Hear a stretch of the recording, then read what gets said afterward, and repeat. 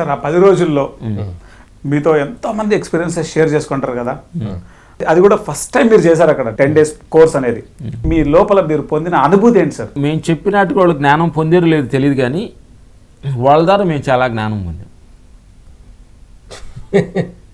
ఆ 10 రోజుల్లో మాకు చాలా అద్భుతమైన మా మనసు, అంటే ఒక్కొక్క విభిన్నమైన మెంటాలిటీ మనుషులు అసలు మనుషులు ఎట్లా ఉంటారు, మనసు ఏ రకంగా ఆలోచనలు పరాపణ చేస్తుంది, వాళ్ళ ద్వారాగా వాళ్ళు మా దగ్గర జ్ఞానం ఉందో లేదని వాళ్ళ నుంచి మేము చాలా జ్ఞానం.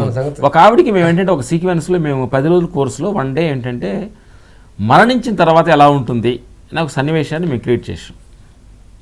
చనిపోయావు నువ్వు చనిపోయావు అనుకోండి, కానీ నువ్వు బతికుంటావు, నీ మనసు స్థితిగతి ఎలా ఉంది, చనిపోయావు అనుకుంటారు, మీ వాళ్ళంతా వచ్చారు ఏడుస్తున్నారు, నిన్ను తీసుకెళ్తుంటారని ఒక క్లాస్ మేము క్లాస్ అటెండ్ చేసాం. ఒక ఆవిడ వచ్చి అడిగిందంటే నేను చనిపోయాను అంటున్నారు మీరు, అప్పుడు నేను చనిపోతే ఏంటి, ఒకరు చనిపోతానేమో అనేది డౌట్ వచ్చింది ఆవిడకి. ఇప్పుడు మాకు సందేహాలు వచ్చింది, ఇవన్నీ చనిపోమంటే ఏంటి. లేదమ్మా, ఈ చిన్నపిల్లవాడిని కానించి నువ్వు చస్తే నాశనం అవుతావు, పేడ వదులుతున్నా అంటుంటావు, నువ్వు వాడు చచ్చిపోతాడా? చచ్చిపోదలుచుకుంటే ఈ ప్రపంచం చాలామంది మన మనుషులు చూసి ఉన్నవాళ్ళు కాదు, రోజుకి 10 మాటలన్నా నా జీవితం వేస్తే సత్యభావనే చాలామంది అనుకుంటాడు, చావడాడు. Correct sir. అవన్నీ నోటిపురంగా వచ్చే మాటలు, కానీ మనిషి చనిపోవడం అని చెప్పి అప్పుడు పుణుకోబెట్టి ఆవిడ్ని మరణించిన తర్వాత నీ జీవితం ఎలా ఉంటుంది, మరణించిన తర్వాత నీకు తీసుకెళ్తున్నారు, మోసుకెళ్తున్నారు, కట్ల కాలుస్తున్నారు, నువ్వు ఉండవు చూస్తున్నావు, నీ దేహాన్ని కాలుతున్నది చూస్తున్నావు. ఆ సత్యాన్ని చెప్పడం జరిగింది. ఆ తర్వాత లేచిన తర్వాత చాలామంది కొంతమంది భయపడిపోయి లేచారు, కొంతమంది మధ్యలో లేచారు, కొంతమంది లాస్ట్ దాకా ఒక అతను ఉండి చెప్పడం ఒక మంచి అనుభవం వచ్చింది అనమాట. నేను చనిపోవటం ఎలా ఉంటుందో నేను చూసుకున్నా. అక్కడ నాకు నేను చనిపోతానన్న భయం నాకు అవసరం లేదు, ఆ భయం నుంచి బయటకు వచ్చాను అన్న ఒకటి ఆనందం వేసింది అనమాట. అది చచ్చిపోతానన్న సంగతి అతనికి అర్థమైపోయింది. ఊహగా చూసుకోరా, ఇది ఏం లేదు, ఊహే మన ఏం లేదు, నేను మరణం కూడా ఊహే కదా, కష్టాలు ఊహే, మరణం కూడా ఓకే. మనంతా ఊహాజనితలో జీవిస్తున్నాం, భ్రమలో జీవిస్తున్నాం, భ్రాంతిలో జీవిస్తున్నాం తప్ప ఇది ఊహే తప్ప మరణం ఊహే. ఇదనేది సత్యాన్ని మాకు ఈ ధ్యానం ద్వారా అర్థం. మీ వయసు ఎన్ని సంవత్సరాలు సార్? వయసు డేట్ తెలియదు, కానీ పక్క వాళ్ళతో కంపేర్ చేస్తే 54, 55 అంటున్నారు. 54 సంవత్సరాలు, 55 సంవత్సరాలు అంటే ఎవరు నమ్మరు. ఫస్ట్ ఆఫ్ ఆల్ అలాగే మీ ఫిజిక్ ఇలా ఉండడానికి కారణం ఏంటి? నమ్మకం ఉండటం కోసం గెడ్డం వేస్తుంది, తెల్లగా ఉన్న పెద్దోళ్ళు. ఎందుకంటే ఈ గెడ్డం వేసడం కూడా ఏంటంటే ఒక మంచి భగవంతుడి గురించి మాటలు చెప్పేటప్పుడు గెటప్ కూడా చాలా అవసరం అన్నమాట. కొంచెం వైట్ గెడ్డం, వైట్ డ్రెస్ చేసుకుంటే కొంచెం గెటప్ అనుకుంటే చెప్పేది భగవంతుడు మాటలు కదా, అది సాధారణ విషయం కాదు. Correct sir. మీరు ఆరోగ్యంగా ఉండడానికి కారణం ఏంటంటే అన్నీ వదలటం. అన్నీ వదలడం అంటే మమ్మల్ని వదలటం, మమ్మల్ని కూడా వదిలేయటం అంటే కొంచెం అర్థమయ్యేటట్లు కన్ఫ్యూజ్ చేసేస్తున్నారు ఇద్దరు కలిసి. అన్ని వదలంటే వ్యసనాలు వదలటం కాదు, చివరి మమ్మల్ని కూడా వదిలేసాం. ఏంటంటే మీ ధ్యానం ద్వారా తెలుసుకున్నది ఏంటంటే డబ్బు మీద మమకారం వదలటం. అయితే డబ్బు ఉంది కానీ మీకు డబ్బు లేదు లేదని వడలు ఉంది కానీ మీ ఆలోచనలో లేదు, కానీ లేదు.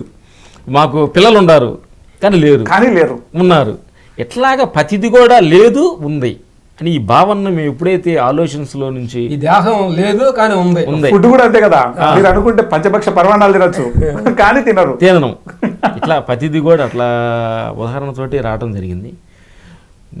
మనం మాకేంటంటే ఎంత సింపుల్గా ఉంటామో అంత ఆరోగ్యంగా ఉంటాం. అదే ఇప్పుడు ఫస్ట్ పాయింట్ చెప్పాడు మా 0 నుంచి మొదలయ్యి చివరికి 0కి వచ్చా ఉన్నాం కదా. Correct sir. అదే ఆరోగ్య సూత్రం. మనం ఎప్పుడు 0 స్టేజ్లో ఉండాలి. అంటే మాకు అంటే ఒక పాయింట్ ఏంటంటే మాకంటే అందరు తెలియగల వాళ్ళు, మాకంటే అందరు పెద్దోళ్ళు, మాకంటే అందరు డబ్బు వాళ్ళు, అందరూ మంచివాళ్ళేను. మేమే ఇంకా కొంచెం చిన్న తప్పులు చేస్తున్నాం కాబట్టి ఆయన సర్దిద్దుకోవాలని ప్రతి క్షణం మా మనసు ఆ స్థితిలో ఉంది. నేను చిన్నప్పుడు స్కూల్కి వెళ్ళేటప్పుడు chemistry, physics, Telugu, Hindi, English, maths ఇట్లా సబ్జెక్ట్స్ ఉంటాయి. మ్యాథ్స్లో ఫార్ములాస్ ఉంటాయి. మీరు మొత్తం అన్ని ఫార్ములాస్తో చెప్తున్నారు. మీరు 0 to 0 మధ్యలో ఏం లేదు. ఎందుకనంటే ఒకటే ఉదాహరణ చెప్పాలి. 0 to 0 నేను అని అనుకున్నాను, నేను గొప్పవాడిని, రామలక్ష్మణుడు ఫైట్ మాస్టర్ నేను గొప్పవాడిని అనుకున్నాం అనుకోండి. వాడు అనుకున్నాం రోడ్డు ఊడ్చే అతను డ్రైనేజీలు బ్లాక్ అయితే దిగి ఆ డ్రైనేజ్ క్లీన్ చేస్తాను, తీసి బయటకి వేస్తున్నాడు. అవును, అది నేను చేయలేను. అది చేస్తున్నాడు కాబట్టి నాకంటే గొప్పవాడు. మనం ఏ పని అనేది చేయలేమో వాళ్ళందరూ గొప్పవాళ్ళే. ఏం తెలిసి అంటే అంతకంటే మనకంటే ఎంత గొప్పవాళ్ళు లేరు ప్రపంచంలో. చాలా అద్భుతమైన విషయం చెప్పారు. ఒక ఇంట్లో పని మనిషి ఉంది, ఒక ఇంట్లో ఓన్ రూమ్ ఉంది, ఆవిడ అంట్లు కడుక్కోలేదు, బట్టలు ఉతుక్కోలేదు, పని మనిషి వస్తుంది కాబట్టి నువ్వు ఉతుక్కోలేని, నువ్వు చేయలేని పని ఆవిడ చేస్తుంది కాబట్టి నీకంటే గొప్ప ఆవిడ. Yes sir. అర్థమైంది. ఈ ప్రపంచంలో మనకంటే ఎంతోమంది గొప్పవాళ్ళు ఉంటారు, అసలు మనం ఎంత కరెక్ట్ సార్ అని సత్యానికి వెళ్తే ఆమె జీరో అనే సంగతి అర్థమైంది.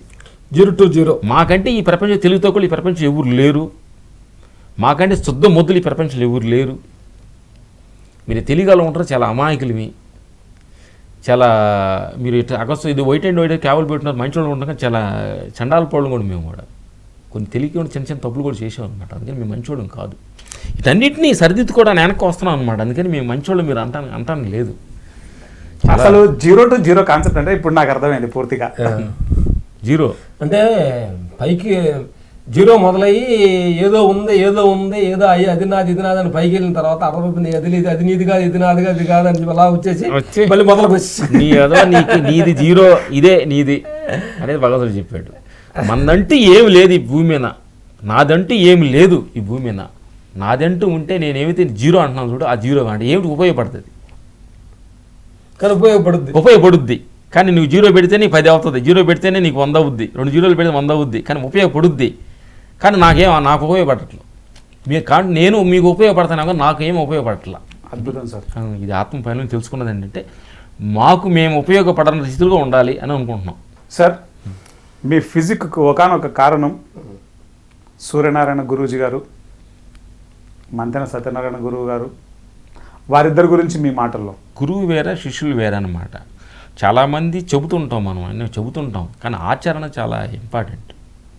అందుకని మాకు ఏదైనా ఒక మనిషి నచ్చి మాకు ఆత్మోపకారంగా అయితే కరెక్ట్గా దాన్ని ఫాలో అవుతుంటాం. మమ్మల్ని ఆరోగ్య సూత్రంగా మేము ఆరోగ్యంగా ఉండడానికి కారణం మాకు మంతెన సత్యనారాయణ గారు.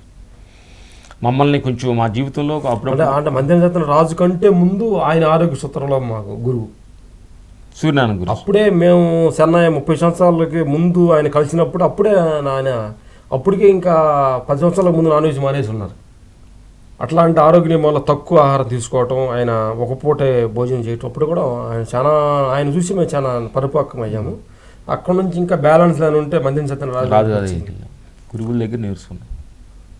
ఆహార నియమాల్లో గురువులు ఏమి ఎక్కువ తింటే తొందరగా పోతారు, ఇంకేం తక్కువ ఇది కూడా సింగిల్ ఫార్ములా. ఎంత తక్కువ తింటే అంత హాయిగా ఉంటారు, ఎంత ఎక్కువ పెడితే అంత తొందరగా పోతారు, తక్కువ పెడితే అంత రోజులు ఎక్కువ ఉంటారు. మీరు చాలా ఆరోగ్యంగా మీరు ఉండాలి, చాలా ఉండాలి, 10 మందికి ఉపయోగపడాలనుకుంటే తక్కువ తినమంటాం, ఇంకేం లేదు. తక్కువ తినాలి, ఒక పూట తిన్న చాలా సూపర్. భిక్షమయ్య గురూజీ గురించి మీ మాటల్లో. మాకు భిక్షమయ్య గురించి దగ్గర నేను బాగా క్లాసులకు తర్వాత MC1 MC2 క్లాసులో బాగా ఏడ్చిన సందర్భం, గంటల తరబడి ఏడిసా. ఆయనకి ఆత్మఘోషని ఒక ఆయన కథ రాపిస్తారు వాళ్ళు. ఆయన ఆ కథలో మన రీబర్త్ని మొత్తం మనకి ఇప్పుడు మనకు 50 సంవత్సరాల నుంచి చిన్న వయసు వరకు ఏమేమి చేసామన్న ఒక రీకలెక్షన్ చేపిస్తాడు. ఓకే. దాంట్లో చేసిన తప్పులు, మనం ఎదురుమైన కోపతాపాలు, తల్లిదండ్రులని అన్నీ మా లోపల కోపాలతోటి ఏడిసి కళ్ళ నీళ్లు తిరిగేయన్నమాట. ఏడిపిచ్చి కరిగిచ్చాడు అహంకారాన్ని మమ్మల్ని గురుజీ. అంటే ఐసి గడ్డ కరిగినట్టుగా మాలో ఒక అహంకారం అనేది గడ్డగా చుకుపోయింది లోపల. మళ్ళీ బ్లాక్ ఆయన జ్ఞానంతో మమ్మల్ని కరిగించి ఒక మంచి మనలు చేసిన గొప్ప గురువు భిక్షమయ్య గురు గారు.